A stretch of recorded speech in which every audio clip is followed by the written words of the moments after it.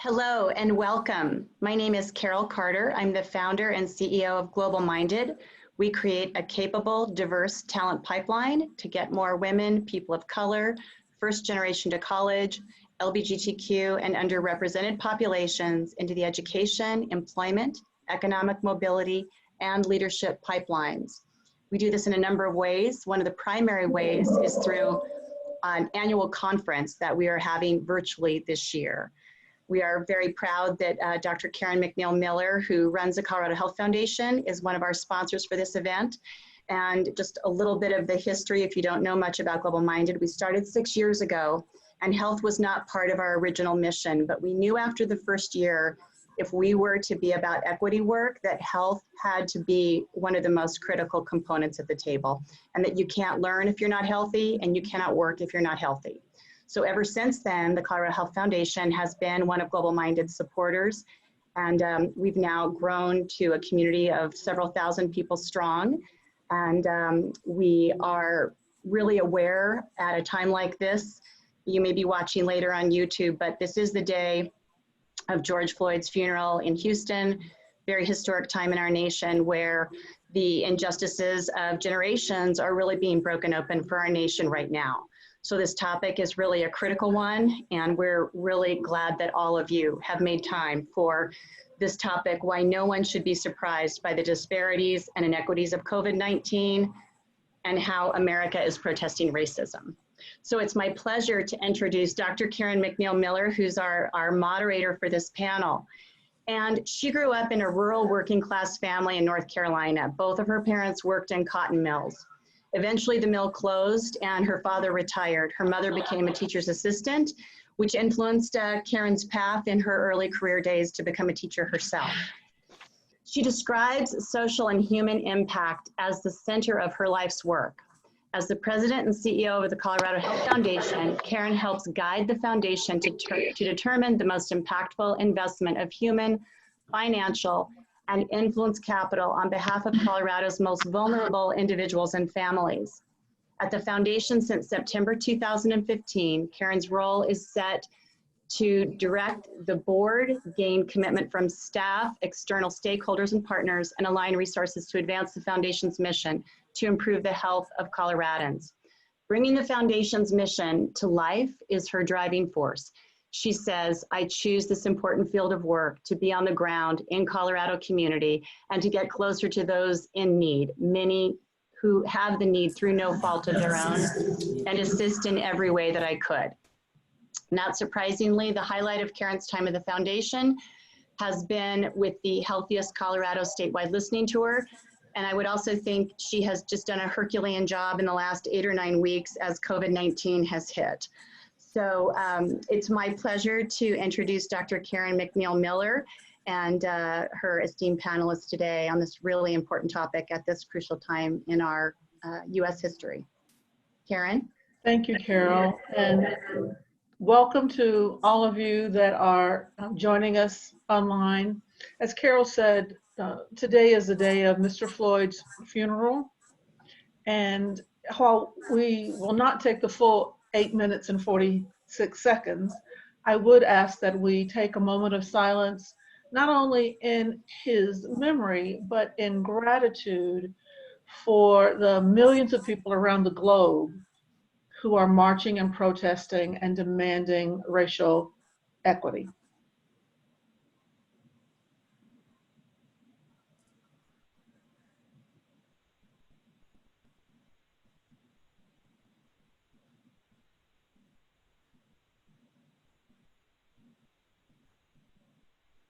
Thank you.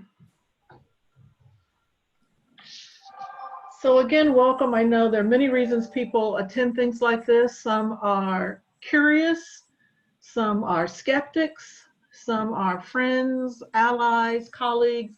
We welcome all of you to the conversation. And certainly as we're having this conversation, please put any questions you have in either the chat box or the Q&A box, and we'll be monitoring those and try to get to as many or work as many of those into our conversation as possible. I want to introduce to you all 4 fabulous and fierce friends of mine. First, Harry Buddha-Siddhartha, who's the CEO of the Asian Pacific Development Center here in Denver, Colorado. Lauren Casteel, who's the CEO of the Women's Foundation of Colorado. Carlos Martinez, who's the CEO of the Latino Community Foundation of Colorado. And Susan Taylor Batten, who is the CEO of the Association for Black Foundation Executives, lovingly called ABFE. So welcome, everyone. Thank you for joining this. We've got so far like 120 people who are going to eavesdrop on our conversation, but this is one of the times where that's okay. So unlike a movie where you wait to the very end to find out who did it, we're going to start in the opening credits. So even though 2 weeks ago we started thinking about this conversation, it really was why no one should be surprised at the inequities of COVID. But it'd be a little tone deaf now for us not to talk about the broader landscape. So given the populations of whom all of you center your work, let's just start right with it. Why should no one be surprised at the inequities of COVID and the exit that COVID represents on the long road of inequities? So Harry, let's start with you. Well, thank you, Karen. I would say that no one should be surprised at the inequity because of the long history that the U.S. government has had when it comes to creating laws and systems and structures that intentionally discriminates against people, whether it's based on their race, sexual orientation, ethnicities, or national origin. I would be happy to talk some more about how COVID particularly impacts the Asian American and Pacific Islanders community and how a lot of it comes down to federal regulations that are intentionally designed to discriminate against the Pacific Islanders community. So go ahead and continue with that, Harry. What are those specific, the specific impact of COVID on Asian and Pacific Islanders? Sure. So if you look at the data that was recently released by the Office of Minority Business in Colorado, the Office of Economic Development and International Trade, it will show that the Asian community actually has the lower rate of COVID infection compared to the general population. However, the Native Hawaiian and other Pacific Islanders community has a significantly higher rates of infection. And I would say a big part of that is, I don't know how many people are aware of this. We have citizens of 3 Pacific nations. So the Palau, Marshall Islands, and the Federated States of Micronesia. They are currently living in the US under what's called Compacts of Free Association. This is basically an agreement that the US military gave to citizens of these countries, saying that you are welcome to immigrate to the US. We will give you benefits because we bomb your islands with nuclear weapons for many, many years and cause high rates of cancers and other birth defects. However, in 1980s, under President Bill Clinton, the U.S. actually revoked the access of the Pacific Islanders community to Medicaid. So since that deal, since 1996, the Welfare Reform Act, a lot of the Pacific Islanders community have not been able to access Medicaid. So, you can see that in times of global pandemic, when you have a community that has a history of exposed to nuclear radiation by the U.S. government, and then the U.S. government says, we promise you, you can get access to Medicaid. Never mind, we're gonna change that. And then now we're seeing a sharp, increase in COVID infection among this community. Thank you, thank you. And you just shared with me some things I didn't even know. So thank you for that. Susan, how would you respond to that question? I would respond just the way Harry did, that it's really due to the long-standing, set of policies and practices in this country that have really impacted communities of color. And, for the work that we do, Black communities in particular, I say that unfortunately the marginalization and control of Black people is as American as apple pie. It is inequity is how this country was founded, and it's a tough conversation that we're all trying to have in the U.S. today. But I heard someone say the other day on one of the many talk shows that we're all watching, if we're going to address and solve an issue, we have to name it. So, I'm very focused, as Harry is, on the policies and practices in this country that have historically advantaged white people and disadvantaged Black people and other folks of color. The question though is, no one should be surprised, but Karen, what does surprise me in the work that we do with the philanthropic community around the country is what people that live in this country don't know about the forming of this country and actually how racism works. So, people in our, as it relates to our community, people understand slavery and the enslavement of African descendant people in the US, 400 years ago, back in the day, and that form of racism. But when we're working with foundations to address issues of racial disparities, what we understand is that people don't know current forms of racism in all of its forms and actually how it works. And again, our position is that there are policies and practices that have advantaged white people and disadvantaged Black people and other communities of color. And it's held together by what we refer to, and I'm sure many do on the meeting call as well, as a narrative that actually creates conditions that allow for the inhumane treatment of people of color. And what do I mean by that? When young Black men are painted as thugs, or if all immigrants are painted as criminals, or if a virus is painted as Asian, right? It sets conditions to allow for discrimination, bias, and inhumane treatment.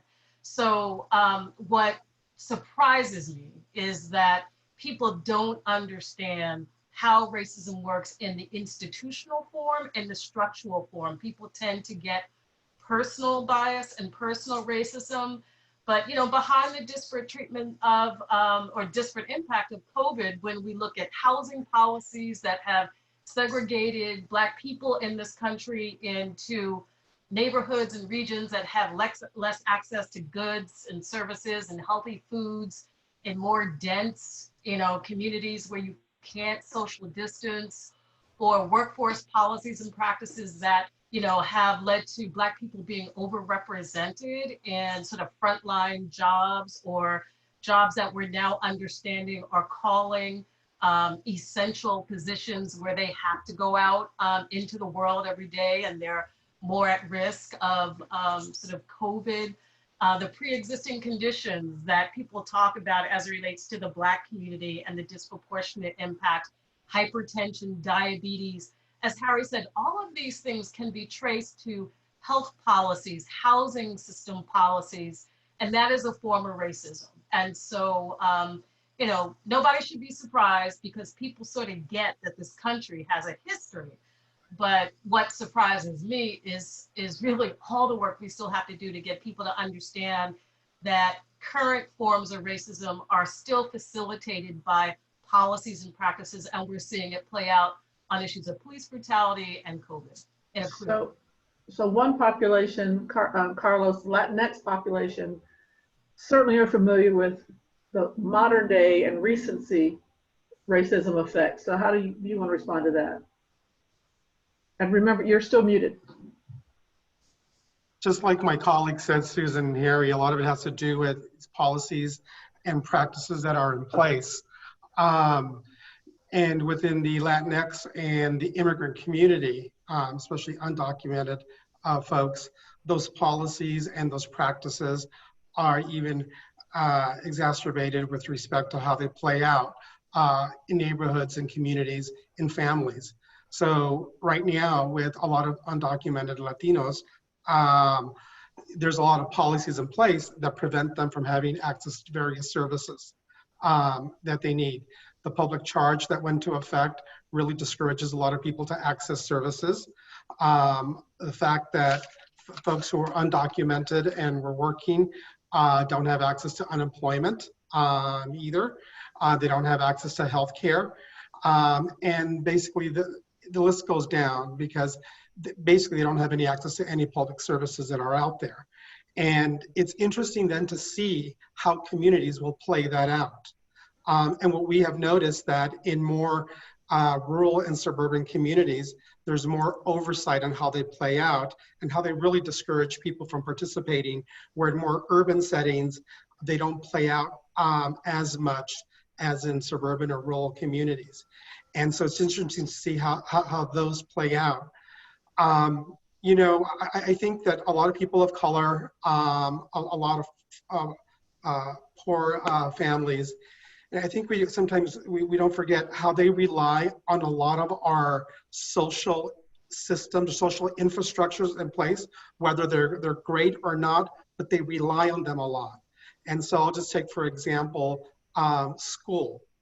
A lot of dual working parents rely on schools to be open Monday through Friday to be able to take their kids to school. A lot of them to have their children fed for breakfast, fed for lunch, and to provide an education. That just simple, that being taken away from a family, then what do they do with respect to food and trying to go ahead and provide for breakfast and lunch that they didn't have to go ahead and provide for before? What happens now when dual income families have to go to work, and who's going to be able to go ahead and watch the children? Who's going to provide the type of daycare that is needed? And then the other piece is, how are you going to go ahead and provide education to your children if you yourself do not know how to go ahead and provide those services to them, and especially right now with technology. So those lack of access to services create a tremendous ripple effect within families, families of color, poor families that just don't have access to be able to go ahead and navigate a lot of things that they no longer have access to. And so I think when we look at the inequities and the disparities, you know, we start kind of like peeling out, like an onion, we start peeling out layers. And then we really start seeing, oh my God, this is not really in place. And I think that so many of our systems and our practices are more just very kind of like, you know, at the facade of things. They really, you know, so once you peel that top layer, it's like, oh my God, you start looking at really how deep and how critical these issues are. And for what happens with a lot of communities, they don't know how to handle it. You know, a lot of the leaders don't know how to handle it, or it becomes too much and you say, well, I don't know how to do this, or I don't know how to do that. And so we don't really end up addressing the root cause of a lot of issues. We just keep things very surface because it's easier to go ahead and do that. And I think that's why we have generations and generations of inequities, because we're not addressing things at the root cause the way we should be. And when we look at it through the lens of the family, Lauren, I know I've heard you say probably 10 times over the past 3 weeks that women are bearing the brunt of COVID in tremendous ways. So talk a little bit more about that. Absolutely. Thank you, Karen, for that. One of the things that really, I think, has struck the world are the cries of George Floyd for his mother, for his dead mother, crying for mama. The role of the matriarch within color is undeniable. And we also have to remember that there cannot be gender equity without racial equity. So when one even thinks about the COVID circumstance, the veil of the disproportionate representation of women and people of color and women of color as nurses, as grocery workers, all of those essential positions upon which we are now dependent. People who are bringing you the food that you're ordering from restaurants or grocery stores invariably are oftentimes women and people of color. Similarly, if you think that coming into this particular pandemic, that the rate of pay and wealth of women was so disproportionately different with, and I'm going to quote here, Black women making 63 cents on a dollar, Native American 56, and Latinas just 54. So the ability to have the kind of resilience or to rebuild post-pandemic, when we talk about recovery, we don't really want to go back to that data. So the challenge that this country has is to determine how we can provide racial equity that will also provide the gender equity as well. You know, racial injustice, and I agree again with all my colleagues about the systems and the lack of history and understanding that people have. Racial injustice in and of itself is a public health crisis. And that's what we have to remember. We have to remember that we came into a circumstance where, as Susan identified, whether it's diabetes, pulmonary issues, heart issues, et cetera, where we have not received the kind of care. Maternal health outcomes, low birth rates, those are the next generation. Similarly, violence is a public health issue. And when we think about families of color, and in particular Black families, where are the men? It's not that there are so many single moms because dads don't want to be dads, because they don't love their children. We have seen evidence-y images, again, of George Floyd and his children. If you saw Fruitvale Station, Oscar Grant and his daughter, the relationships of these men. But if the men have been hamstrung by the systems and by violence, we also forget, and I frequently remind my white sisters in the women's funding sphere and in movements, that Me Too was begun by a Black woman. As we're going into Pride Month, those were two transgender women of color who began Pride. Black Lives Matter was begun by women. And the reason for that is that we are experiencing the toxicity of racism and sexism, that sense of carrying it on our backs. It also means that we are on our knees, grieving literally in the streets with our sons. We also have to remember that women, Black women, are more likely to be killed by police brutality than any other population other than Black men. That's racism. And so it's important to me as we look at all of these systems, whether it is the cliff effect. Carlos mentioned that that there's a higher level of dependency on some social services. And I wouldn't necessarily say dependency in and of itself, where there is not a desire to move forward differently. But if our laws prevent a woman from accepting a $2 or $5 raise so that she can then continue to receive services so that she can finish her BA or get that CNA certification that she is striving for to provide for herself and her family, that's another systems piece. Similarly, in the history of gender and race, a lot of talk right now about the centennial of the suffrage movement. In the state of Colorado, which was first, our Chinese members of our society were not allowed to be citizens. Neither were indigenous native persons as well. So the vote was irrelevant. And then when you lay on that in the South, poll taxes and testing that actually prevented the ability to vote, then the complicity and the complexity of the intentional interwoven subjugation and oppression of certain people is clear. So we have to remember women. Dorothy Height in civil rights. I am the youngest daughter of a civil rights leader. And we talk about Martin, and bless Martin and his soul in this day, but Dorothy Height, Sojourner Truth, who asked, ain't I a woman too? Ain't I a woman? And in this movement, I think it's essential that we see the essential workers, but also we have to ask ourselves, for all of our gratitude for them, why is there this disproportionate representation of women and people of color in roles we consider essential, but who are also the lowest wage? not unlike those who are oftentimes working in our homes, caring for our children. And so, or others' homes, the help, their lives depended upon the ability to care for others' children. So those could be elders today, or they could be children as well. So that's a question that needs to be asked.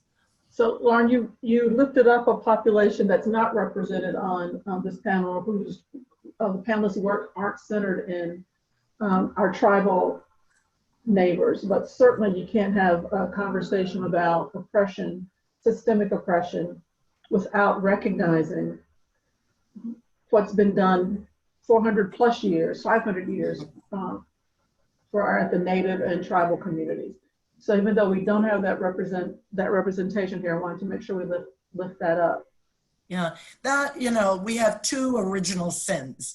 One was certainly the oppression of our Native and as Black people relatives. There's no question. But we can't forget that. And I also, as Carlos is speaking, the mama voice, as I look at children in custody, refugee and immigrant and in cages, crying for mama, what I ask the women of our community is, how can we inherently turn away from those cries? How can we inherently do that? So my response is that we can't, and that's similarly true. Navajo communities have been decimated by COVID, that Right. there are reservations that do not have running water or sanitation, and we ask them to wash their hands constantly. That's ridiculous. And to that point, So, I would go add, ahead. Karen, to Lauren's point, just to, again, to lift up our Native brothers and sisters, the disproportionate killing of Native people by police in many regions in this country far outnumbers the number of Black folks who are killed. And so again, because the population is small, this country just tends to completely wipe the experiences of Indigenous communities off the map. But when we talk about police killings and police brutality, Native communities, just like COVID, as Lauren's saying, Native communities have been decimated by this issue. Absolutely.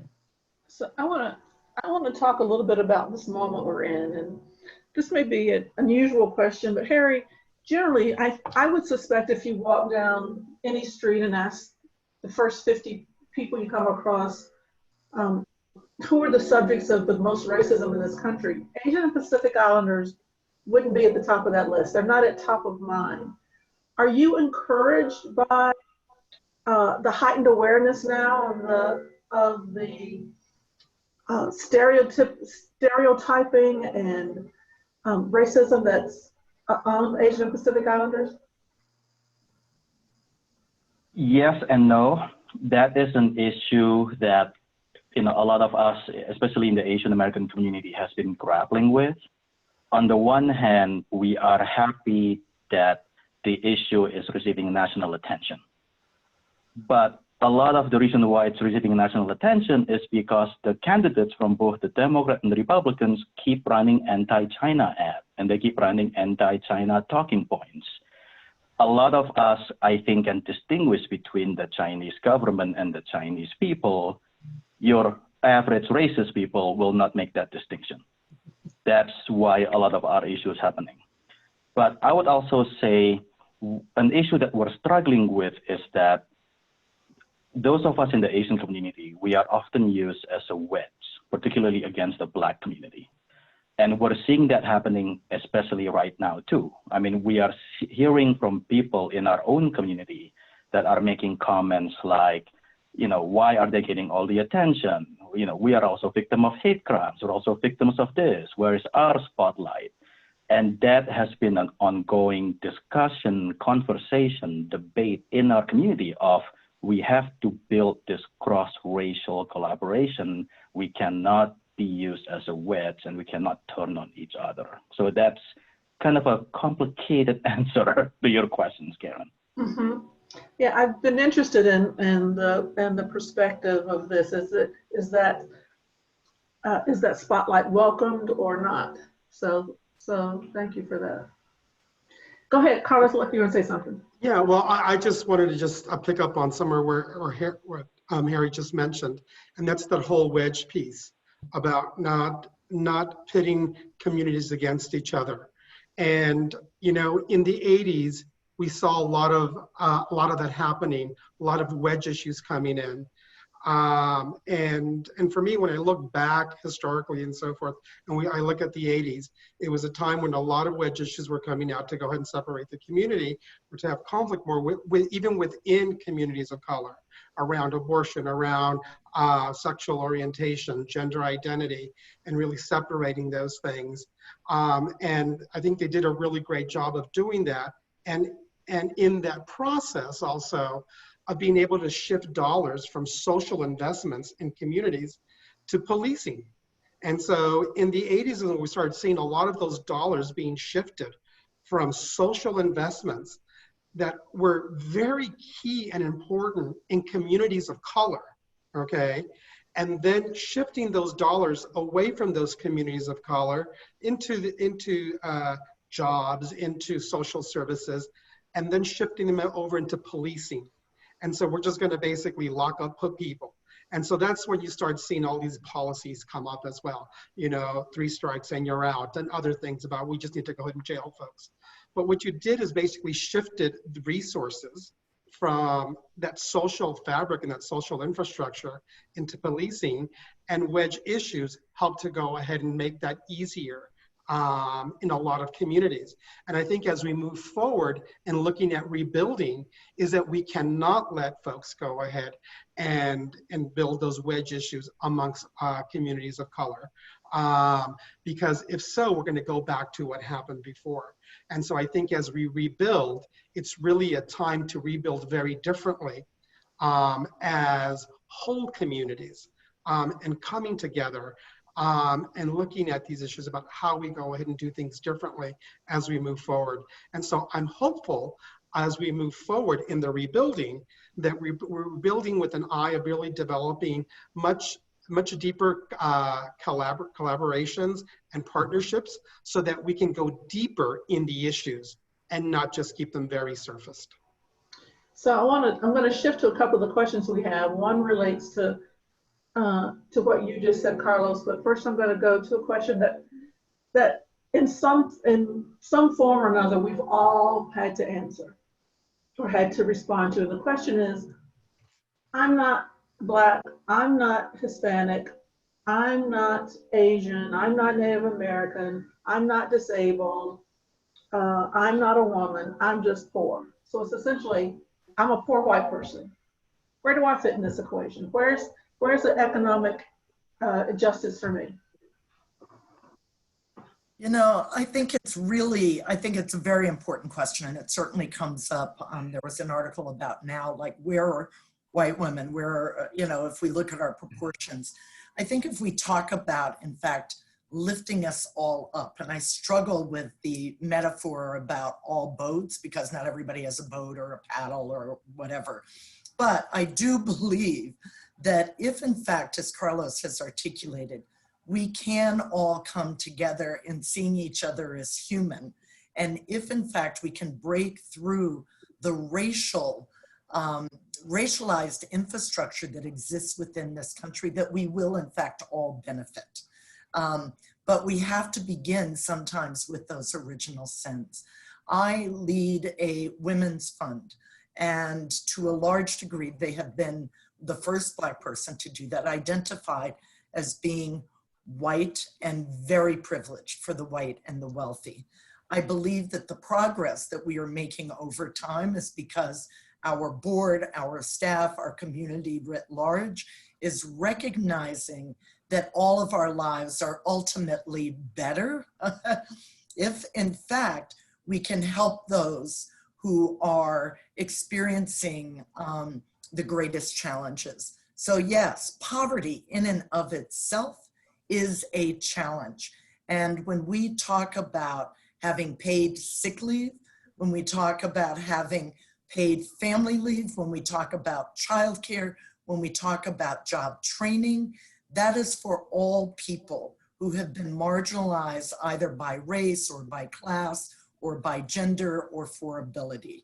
That if our laws are in fact just, it was Alicia Garza, who I heard at an ADFI conference, I think not this past year, but the year before, who said that if we stop competing with each other, and you also had the Poor People's March represented there as well, if in fact we can begin to recognize our interdependence upon each other, it is not useful for me to refer to Harry's community as the model minority, which is not a compliment any more than being colorblind is. So yes, if you are poor and you are struggling, if you are in pain, if you don't have food on your table, if your house is now vulnerable, whatever your home may be is even more vulnerable to you, then I stand with you too. Because we're talking about systems that need to see all of its people and lift up with empathy and compassion and with justice and eradicate the pain that exists regardless. We're talking about disproportionality of that on the basis of race. We have to be clear about that. But because the privilege, if I walked into a room and I'm wearing my sweats and a white person walks into the same room and there or a store wearing their sweats, we will in fact be viewed differently. And the potential of our being treated differently, even in entering a hospital, is also pretty significant. So we have to see the both and. So just as my heart goes out to anyone in poverty, I'm asking that similarly, that there is a mutuality of that compassion and that empathy, that our lives still remain different under similar circumstances. And so just like I know Lauren would talk about how women are, these things are resting on the backs of women. Susan, I know you're going to talk about the centrality of race. Well, yeah, but to Lauren's point, there was some research done by a group called Frameworks about, oh gosh, this is about 8 or 9 years old, called Framing Race in America. And they came up with something called the dominant model of thinking about race. And one of them was that Americans don't believe, by and large, in shared fate. And that goes straight to the heart of the issue. I think that Lauren's raising up, and this issue around what about poor whites, is that we in this country have had a history of competing, rather than increasing the pie for everybody, fighting over the sort of little pieces of the pie. And the dominant sort of thinking is that we don't have shared fate, right? So what happens to Black Americans doesn't affect poor white Americans, doesn't affect Latinx communities, Asian, Indigenous, and it's actually not true. And so I think we have to do the work to really grasp and make visible ways in which specific policies and practices really disadvantage everybody, in particular, and poor whites as well. And so we've done a lot of work with the Latinx community at ADFI. There's a sister organization called Hispanics in Philanthropy. We've been doing this work for the last 6 or 7 years that very intentionally spotlights the policy issues that impact Black and Brown communities disproportionately, to help build coalitions between our communities to fight together rather than compete, which is what often happens. So I think more work has to be done to help sort of pinpoint issues like Lauren said around healthcare and healthcare access is hurting everyone right now, particularly as it relates to lower income communities.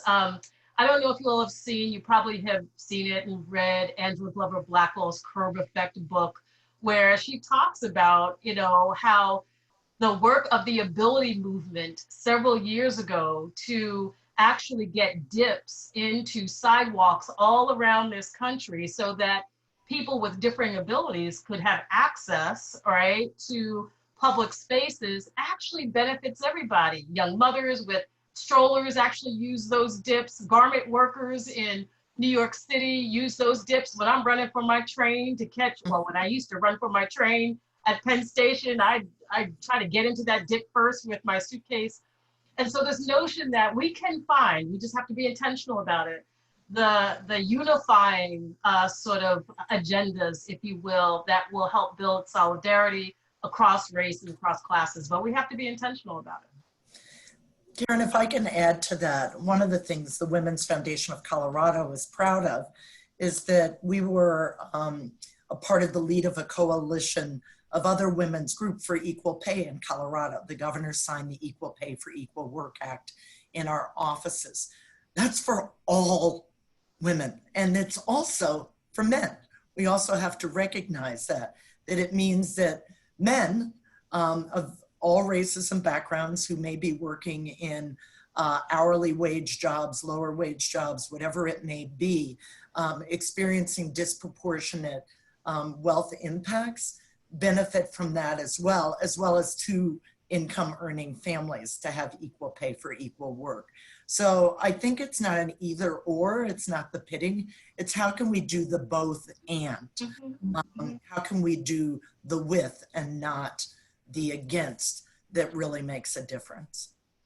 So one of the questions on here I'm going to ask Carlos and Harry to weigh in on is, how is colorism used as a wedge within and against our own communities?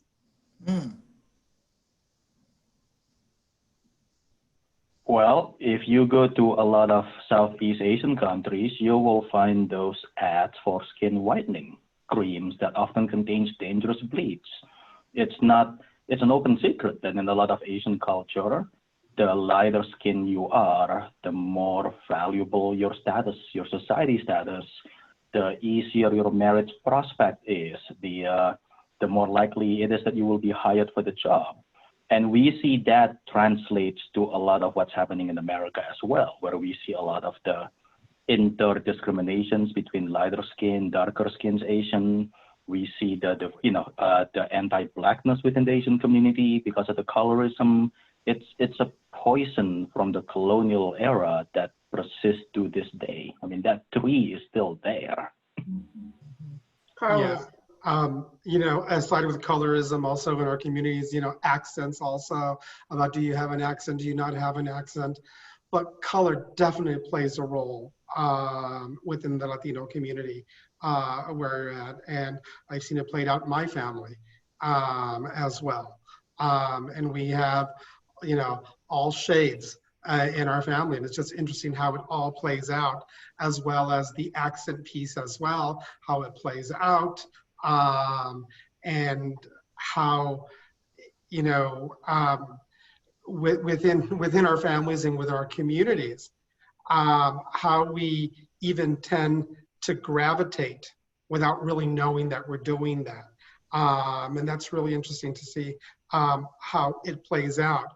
But the one thing that Susan said about being intentional about how we move forward, and to me, that is so important, because I think as we look at moving forward and doing things intentionally, okay, they have to also be done in a way that we're also allowing people to heal along this process, because so many people need to heal. When you've lived in a community where you've faced oppression, generational oppression for years, for decades, from families after families, there's also a healing piece that has to happen for folks to be able to really participate and engage in true dialogue. And sometimes I see that folks want to just come together. White folks are like, let's just come together and let's move forward. And it's like, well, wait a minute, you have to understand also that, I've had a lot done to me over the decades and over the years and so forth. I'm just not gonna, just forget about everything and all of a sudden just completely change and figure out how we move forward. I need to heal. You need to know how you have hurt me, and then let's move together forward. But I think, as we look at those intentional conversations, those intentional ways of coming together, you know, they have to be done among people of color, among poor people. And it has to be done in a way also that allows for healing to happen along the process. That's I really want to perfect emphasize way. that. Go ahead, Lauren. No, it's Jerry Trejo in Los Angeles as a part of the Boys and Men of Color movement when it began, healing circles. And here in Colorado, Angel Perez and her organization has picked up that circle practice as well, that intentional healing. And that's painful work. Healing sounds really gentle and loving, but it's also, which it should be, that's the heart of it, but it's also painful.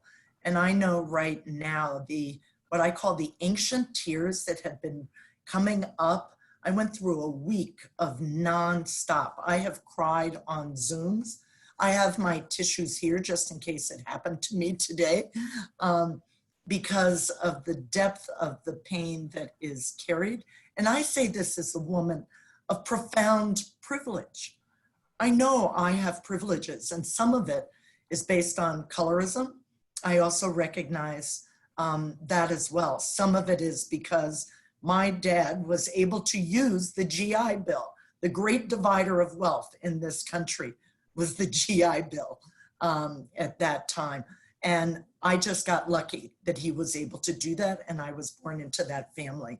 The colorism piece, Karen, I thank you for raising that, because within communities of color, you know, we have to ask ourselves, women in the corporate sector, the Crown Act that just passed in California and now in Colorado. I've worn my hair natural forever since I was in high school, and have been reluctant to go into the corporate environment, thinking I would need to change who I am. Being in the nonprofit sector felt more comfortable for me. But did other women support and advocate for that, or ask that we simply adapt? So that the natural textures of our hair or the colors of our skin could be honored fully. And that's work we have to do within our own communities as well. So let's use the last few minutes that we have to talk about the future. And one of the questions that came in was, so how do we, not at the individual level, but how are we at the organizational level come together to collaborate and to move forward? And so then I would ask us to consider two scenarios. How do we move forward with ally organizations, and how do we move forward with resistor organizations? Let's take our last few minutes to talk about those two strands of moving forward in a cooperative manner. Who wants to pick it up and start? You know, I'll jump in. I'm laughing at myself because one of the things that I've learned over these last tough few weeks is a bit more about my role and where I am most effective. And so I guess the first thing I would offer, Karen, is that we need strategies to move forward with both kinds of organizations, allied organizations and resistor organizations. I have learned very clearly that my space is allied organizations, right? So just the acknowledgement that we all have different roles to play, and our strengths actually will help us choose which place we wanna sort of focus our time on. In terms of allied organizations, you know, I think just the work that we were just talking about, you know, finding the common point of view and perspective and ways to talking about racism, racial equity, and what's happening in this country. You know, it's one thing if ABFE is going to do it with a group of Black-led organizations, and we work very much, right, with Black-led groups, and our work is really about getting more resources to Black-led social change organizations or movement organizations. but within the context of multiracial alliances, which is extremely important and what I think everybody's lifting up in terms of what's beautiful around the protests that are happening today, spending that time sort of finding the common perspective, that common theory of what's happening to our communities, that common language, so we can talk as a collaborative group, tap our networks and leverage resources to the best of our ability. Again, I say that we need we need folks that are leading with resistor organizations as well. I'm going to leave that to one of my very informed colleagues to talk about that one. But multiracial alliance building in itself, again, well, I say I place my hat there, is still important, tough work, a lot of groundwork to do. But we find the commonalities, we find the shared fate in our experiences in this country and our futures in this country, and move accordingly. Harry, what do you think about that? Oh, I know, right? I agree with, I know, yeah. I mean, I agree with a lot of the points that Susan brought up. I mean, over the past few weeks has definitely challenged me both as a person and as an executive director of a nonprofit of like, where is my role? Am I more effective in this space or on that space? How do I bring the communities together, knowing full well that, there's no way to appease everybody and that, we have to keep it moving. I would say, I think that the one key thing that we all just have to do, whether it's individually or as an organization, is that we have to keep leaning into this conversation and just keep bringing racial equity and oppression and systemic racism into the forefront, because it's too easy for a lot of people to just not want to discuss it. They want to fall back into economic inequality without, analyzing why it existed in the first place or why the systems are designed like that. So I think for any future collaborations, whether it's with allies or resistors, as long as we just keep leaning into these conversations and emphasizing it, I think that's kind of like how we have, how we can push this forward. Carlos or Lauren? Yeah, Carlos. for me, the last almost 3 months have been somewhat surreal. Somewhat kind of like, it's just been very interesting how these last 3 months have played out. But what has happened also in the past 3 months is that people who I would have never thought would approach me have approached me, of having conversations, of having dialogues. I think the last couple of months also has allowed me to be much more bolder in the questions I ask people about really how true or how committed are they to addressing inequities. And I think in those conversations, I've had some really good weeks and I've had some really bad weeks. But I think for me, what's been really key is that I'm learning now my world or my sphere of people who I can align with has gotten much larger than what it was before. And I think there's still, the resistors that we're going to have to go ahead and figure out how we work or how we do that. But it's easier when I have more allies with me than it's just myself or a few others. And so I think as we move forward, it's really developing those strong relationships with those allies, being able to go deeper so that together we're addressing the resistors and I don't feel like I'm having to do it myself. Karen, what I would say is that using the word intentionality again, I agree with Susan. I've become extremely aware of the limitations simply of my own energy, of the exhaustion that can come up for me. And I have grown, even with those, the most well-intended, I've become more impatient or less willing to fix those who come to me simply asking, what can I do? I feel helpless. Where do I start? And so in those instances, these are allies. These are people whose hearts and intentions are in the right place, whether they're institutional or whether they're individual. But then I ask them to do the work themselves.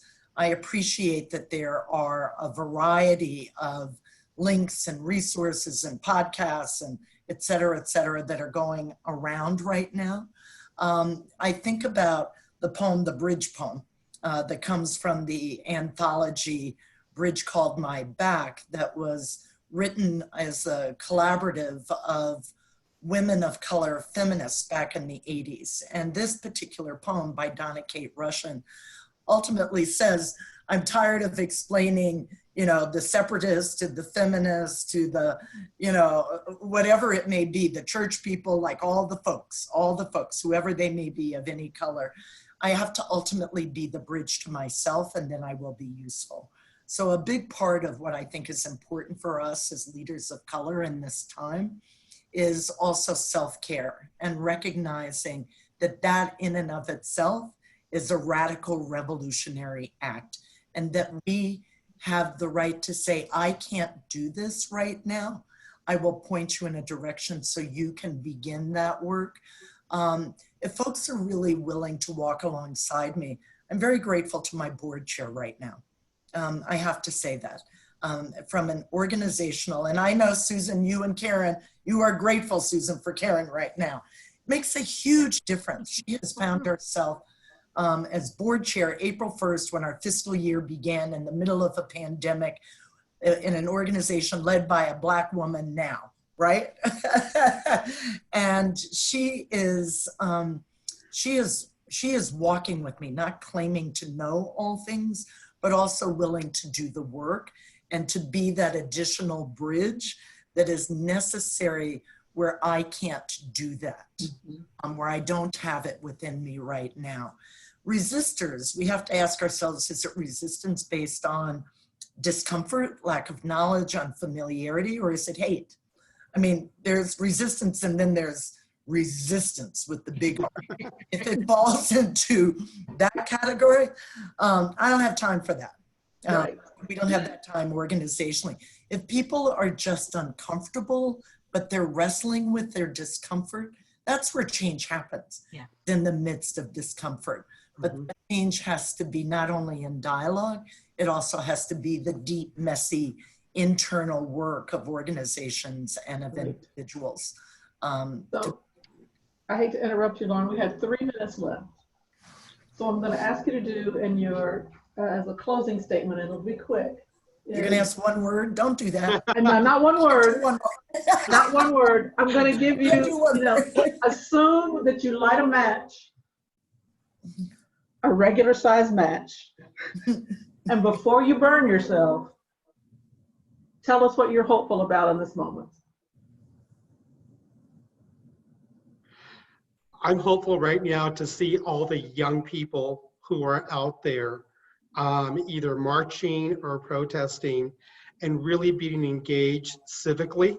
I think that a lot of younger folks have been disengaged about what has been going on in their communities, and to see them out in these numbers. And I lived right off of Colfax, and I just saw a big march this past weekend put on from Denver Public Schools. To see all these young people from kindergarten school age children to 12th graders out there marching and really setting a tone for the type of world they want to live in, it's just so wonderful to see. Thank you, Carlos. And you got burned. I'm just telling you, you burned yourself.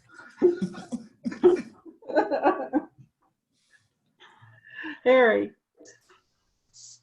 I am hopeful that more and more corporations are being forced into this sphere, and they're also being held accountable. So it's not just a PR statement, but also people wanting to know what concrete actions they're taking.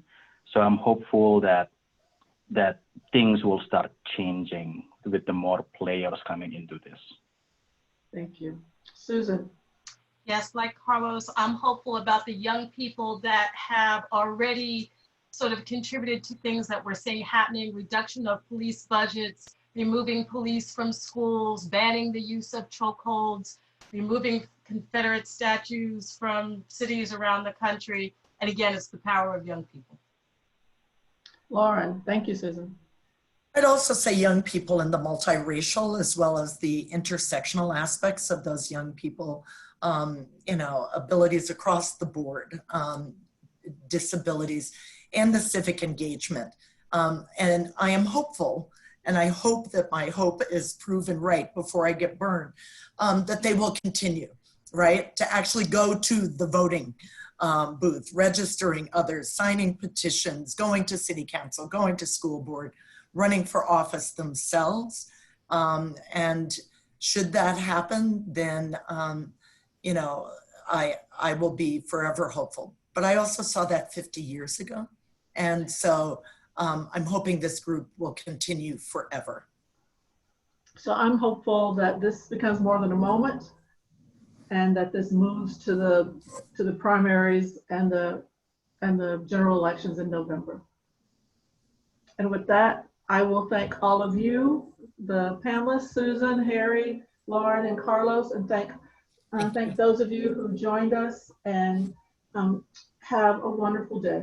Thank you so much. Karen, I want to just mention one other thing, that we've got a panel this afternoon, and it's called The Future of Work is led by young people, and it's all leaders under 16 years of age. So all week this week, we've got these kinds of panels, and we hope that any of the people attending this will join us for other sessions. And also, I didn't mention it in the beginning, but also to say that Karen was our Inclusive Leader Award winner last year, and Lauren and Bernie Milano were runners-up for that, and we'll be honored to support you all in ways we can all work together to really make change happen and not just be talking about change. So thanks to all of you for making time today, and we'll give you a big round of applause, and look forward to posting this before day's end on YouTube. So those of you who are listening can share it if you're a teacher, with your classes, or you're a parent with your kids, or you're a corporate person with your D&I folks.